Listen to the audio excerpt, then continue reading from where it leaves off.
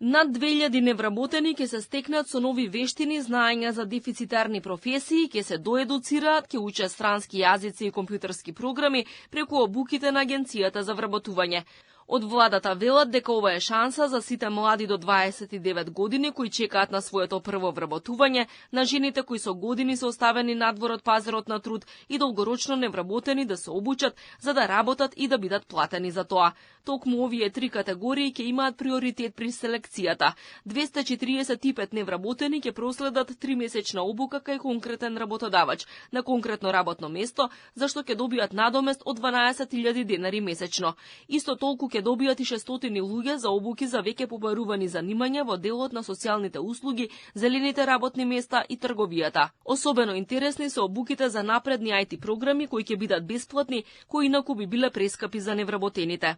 Ќе можете од документот позади да видите за кои обуки, колку актуелни обуки кои што се навистина побарувани во овој период од страна на многу млади, на многу граѓани се вклучени во оваа мерка, колку се навистина истите овие финансиски оптеретувања за младите, сега ќе можат да бидат опфатени и да ги искористат 470 лица. А секој учесник ќе добие меѓународно признат сертификат, што значително ќе зголеми неговата или нејзината конкурентност на пазарот на трудот. Во оперативниот план на Агенцијата за вработување годинава се издвоени рекордни 40 милиони евра за 9 мерки за ангажирање на над 16.000 луѓе.